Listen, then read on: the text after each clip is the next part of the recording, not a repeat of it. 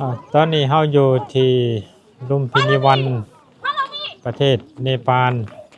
ซึ่งคนท้องถิ่นเอิ้นว่าลุมบินเดสถานที่นี้ก็เป็นสถานที่อ่าเจ้าชายสิทธัตถะประสูติอยู่ระหว่างเมืองกบิลพัสในอดีตกับกรุงเทวทหะเคิงกลางกันซึ่งเจ้าชายสิทธัตถะได้ประสูติอยู่สถานที่นี้ขณะแสวงบุญจากประเทศลาวได้มากราบไหว้เคารพสักการะบูชาสถานที่องค์สมเด็จพระสัมมาสัมพุทธเจ้าประสูติปัจจุบันอยู่ประเทศเนปาลพระมหาเกียรติศักดิ์จะพาเบิ่งบรรยากาศรอบๆ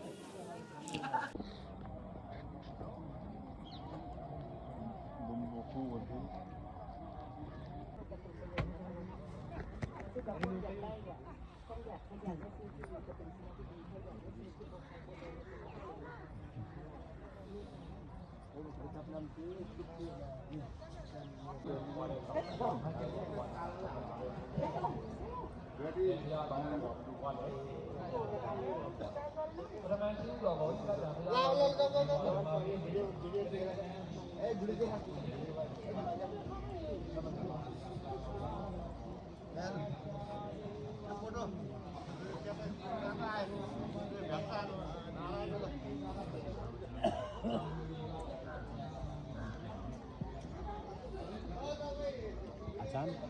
สวัสดีครับ สวัสดีครับ สาคาโตภะคะวะตาไอ้เฮ็ดให้คนมานั่ง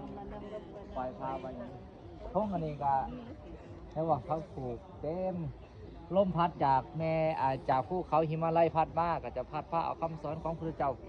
กระจายกระจายไปในทิศต่างๆเห็นนะก็จะเขียนมนต์เขียนคาถาใส่ธง เรื่องของประเทศใดเหตุ นี่ปานนี่แหละ โอ้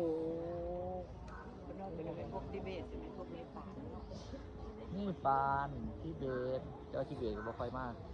ทิเบตส่วนใหญ่ไปเขาก็จะไปบนพุทธคยาหมดเลย เบตที่ก่อนนั้นเพื่อ